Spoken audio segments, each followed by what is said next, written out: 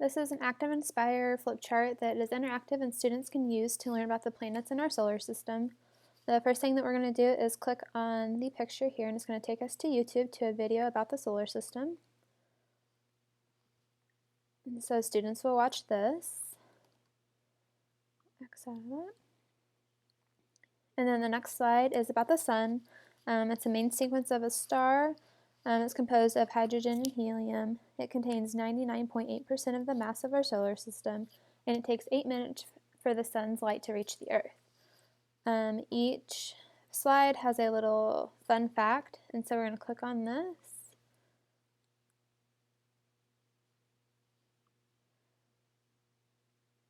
I'm going to move this out, and yes, it is almost a perfect sphere. The next slide is about Mercury. It's the closest planet to the sun, and it's also the smallest planet in our solar system. A Mercury day is 176 Earth days, and it has no moons or rings. And does Mercury have seasons? No, the Mercury does not have seasons. And then the second planet from the sun is Venus. It's the third brightest object in the solar system, and one day in Venus is longer than 1 year on Earth. And then how does Venus rotate? Venus rotates counterclockwise, unlike the other planets. And the third planet from the sun is the Earth. It's the only planet that can sustain life, and our rotation around the sun allows us to have 4 seasons. And then how many hours does it take for the Earth to rotate around the sun? And the answer is 24 hours. The fourth planet from the sun is Mars. Sometimes we call it the red planet. It experiences huge sandstorms, which is right here, these dark spots here on Mars. And it takes 687 Earth days to rotate around the sun. And then how many Mars missions have been successful? Only 16 of the 39 have been successful. Jupiter is the 5th planet from the sun. It is the largest planet in the solar system. There are 67 moons, and the giant red spot is a storm that has been occurring for over 300 years. And then you can see right here that that is the Great Red Spot. And then how long is an orbit? And one orbit around the sun is 11.86 Earth years. So it takes a long time to orbit around the sun. The 6th planet from the sun is Saturn. It gives off more energy than it gets from the sun, and it takes 29.4 Earth years to orbit around the sun. And then what are the Saturn's rings made out of?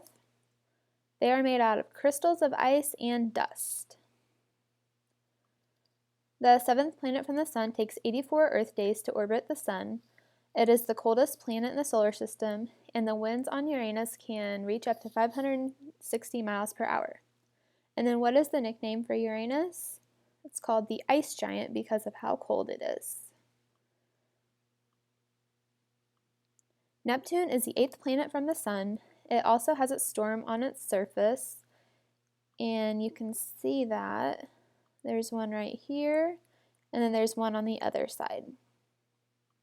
The average surface temperature is negative 353 degrees Celsius, and it takes 164.8 Earth years to orbit around the sun.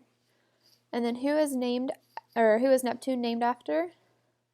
The Roman god of the sea, and the Greek name is Poseidon. The next page is a little interactive activity that students can do to create a space shuttle by connecting the dots. And so you see here that whenever you connect the dots,